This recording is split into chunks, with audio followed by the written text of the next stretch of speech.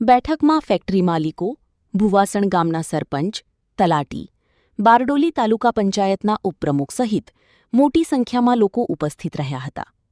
ગ્રામજનોએ ફેક્ટરીઓ વિરુદ્ધ તીવ્ર વિરોધ નોંધાવ્યો હતો. તેમણે આરોપ મૂક્યો હતો કે ફેક્ટરીઓએ આડેધડ બાંધકામ કરીને પાણીના કોતરો પૂરી દીધા છે, જેનાથી વરસાદી પાણીના નિકાલમાં અવરોધ સર્જાઈ રહ્યો છે. ઉપરાંત ફેક્ટરીઓમાં પ્લાસ્ટિકના કચરાને બાળવામાં આવતો હોવાના પુરાવા સાથે ગ્રામજનોએ તાત્કાલિક ધોરણે આ તમામ ફેક્ટરીઓ બંધ કરવાની માંગ કરી છે. ગ્રામજનોએ ફેક્ટરીઓની મુલાકાત લઈને ત્યાં જમા થયેલા ગંદકીના ઢગલા અને પ્લાસ્ટિક વેસ્ટનો જથ્થો જોયો હોવાનું જણાવ્યું હતું. ફેક્ટરી માલિકોએ પોતાના બચાવમાં કહ્યું કે ગુજરાત પ્રદૂષણ નિયંત્રણ બોર્ડ તરફથી વેસ્ટ RDF સળગાવવાની પરવાનગી મેળવેલી છે. જો કે આ વાતથી ગ્રામજનો સંતુષ્ટ નથી અને તેઓ માને છે કે આ પરવાનગીનો દુરુપયોગ થઈ રહ્યો છે. બેઠકમાં ગ્રામજનોએ નિર્ણય કર્યો હતો કે જો તંત્ર દ્વારા તાત્કાલિક ઉકેલ નહીં આવે તો ઉપરી અધિકારીઓને લેખિત ફરિયાદ કરવામાં આવશે અને ઉગ્ર આંદોલન કરવામાં આવશે. મારું નામ વિરાંગ પટેલ છે. હું નોગામા પારડી વાઘાનો નિવાસી છું. અમારા આજુબાજુના ગામડાઓમાં જે હવામાનનું જે પોલ્યુશન થાય છે કે ભાઈ પાણીનું જે પોલ્યુશન થાય છે, અમારા જે ગામ છે એમની નજીક જે ફેક્ટરીઓ બંધાઈ છે એમના કારણે જે પોલ્યુશન થતું છે અમને મંજૂર કરવામાં નથી. ને એ પોલ્યુશન એ નોંધાઈ છે ભુવાસણ પંચાયત લાગે છે. ને જે અમુક ફેક્ટરીઓ છે એને પરમિશન પંચાયતે નથી આપી, તે છતાં જે બાંધકામ કરવામાં આવ્યું છે એના બાબત પર ઓલરેડી TDO સાહેબ અને બીજા એવી નોટિસ ફળવાવેલી છે, તો બી એનું કામ ચાલુ છે. તો એનો જે જવાબ છે ને એ જે બાંધકામ છે અટકાવવાની જવાબદારી આજે કોણ લેશે એ અમારા બધાનો પ્રશ્ન છે. હાલ ચોમાસું ચાલુ છે તે ટાઈમે જે સ્ટેટ હાઈવે છે અમારો નવસારી બારડોલી, એના પર ઓલરેડી પાણી ભરાઈ ચૂક્યું છે ને ત્યાંથી આવર જવર બંધ થઈ ચૂકી છે. ને આજે પહેલું વર્ષ છે કે જે થાય છે ને એ પાણી 24 કલાક પછી નિકાલ આવ્યો એનો. તો સોલ્યુશન નહીં આવે તો તમે આગળ શું કાર્યવાહી કરશો? સોલ્યુશન નહીં આવે તો અમે હડતાલ પર ઉતરશું, આંદોલન પર ઉતરશું. શું કેવું? કયા ડિપાર્ટમેન્ટને જાણ કરવાનો? આ ડિપાર્ટમેન્ટમાં કલેક્ટર સાહેબને, પ્રાંત સાહેબને, મામલતદાર સાહેબને કે ભાઈ જે કોઈ ઉચ્ચ અધિકારી હોય, TDO સાહેબ છે કે જે કોઈ આપણા બીજા ઉચ્ચ અધિકારી હોય કે PWD હોય કે ભાઈ GPCB બોર્ડ હોય, એમને અમે આજે અરજી મોકલીએ છીએ. કેટલા ગામની આ સમસ્યા? અપ્રોક્સિમેટ 10 થી 15 ગામો છે. મારું નામ ભરતસિંહ વિજયસિંહ પરમાર છે. હું તાલુકે 84 જિલ્લે સુરત, હાલ સુરત જિલ્લા સિટીમાં ગણાય છે અને હું અહીંયા ભુવાસણ ગામે મારી ખેતી છે.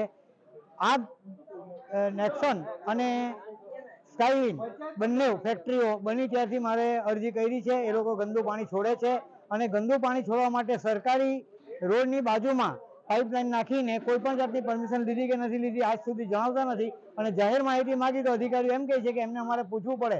તો જ્યારે એ લોકોએ પરમિશન લીધી છે એ પબ્લિક ડોક્યુમેન્ટ બન્યા છે, છતાં અધિકારીઓ ડોક્યુમેન્ટ આપતા નથી.